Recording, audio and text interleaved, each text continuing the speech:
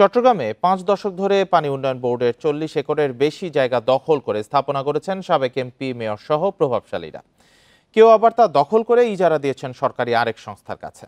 এবার সব দখলদারদের বিরুদ্ধে অভিযানে নেমেছে পানি উন্নয়ন বোর্ড। এ নিয়ে আরো জানাতে চট্টগ্রাম থেকে যুক্ত হয়েছেন সহকর্মী আহসান রিটন। রিটন, প্রায় ৫ দশক ধরে অবৈধভাবে জায়গাগুলো দখল করে রাখা হয়েছে, এগুলো উদ্ধারে তো অভিযান শুরু হয়েছে, তো এই অভিযানের বিষয়টি বিস্তারিত জানাবেন আমাদের। বান্ডেল থাকলে প্রতি সেনমানিতে টাকা বাঁচবে। বিকাশ সেনমানি বান্ডেল কিনে জিতুন প্রতি লেনদেনে।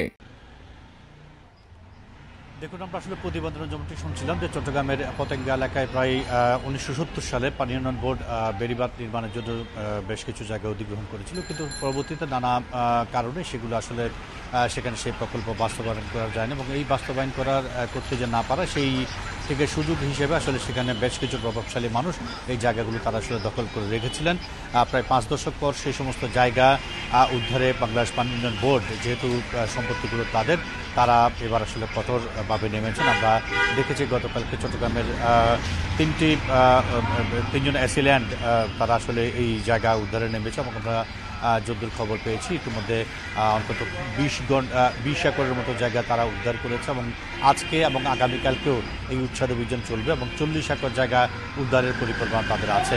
আমরা যেহেতু খবর নিয়েছি, আজকে যেহেতু আবহাওয়া কিছুটা বৈরীসঙ্গত কারণে এখনও পর্যন্ত আসলে উচ্ছেদ অভিযান পুরুষদমে শুরু হয়নি। আমরা জেনেছি সেখানে অ্যাসিল্যান্ডরা পৌঁছেছেন এবং যারা এই উচ্ছেদ কার্যক্রমে অংশগ্রহণ করবেন তারাও আস্তে আস্তে পৌঁছা শুরু করেছে এবং তারপরে আজকে আবার দ্বিতীয় দিনের মতো এই অভিযানটা শুরু হবে এবং আগামীকালকে পর্যন্ত এই অভিযান চলবে। এবং এই ক্ষেত্রে একটি বিষয় আমরা দেখেছি অতীতে যে কোনো অভিযান করার পরে সেই জায়গাগুলো যখন উদ্ধার করা হয় তখন পরবর্তীতে নির্দিষ্ট সংস্থা যেহেতু সেগুলোর কোনো রকম তদারকি গ্রহণের ফলে দেখা যায় সেই জায়গাগুলো আবারও দখলে চলে যায় এবং সেখানে নানা রকম স্থাপনা তৈরি হয়।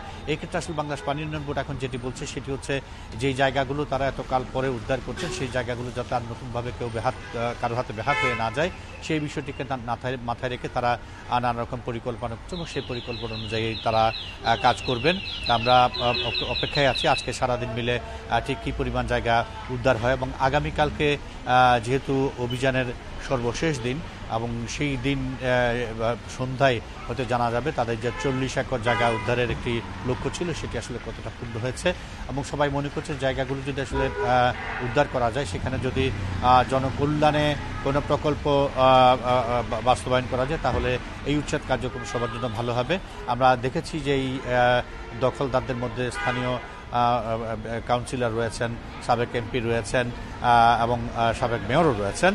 তারা আসলে হয়তো সরাসরি না, নানা জনের কাজ দিয়ে সেগুলো দখল করে রেখেছেন। এতকাল ধরে তারা সেই জায়গাগুলো দখল করে এসছেন এবং এইবার ধারণা করা হচ্ছে যদি এই অভিযান সফল হয় তাহলে সেখানে নতুন জনকল্যাণে নতুন কোনো প্রকল্প গঠন করা যেতে পারে, পাশাপাশি বেড়িবাঁধের যে ঝামেলা সেগুলো হয়তো মিটমাট করতে পারবে।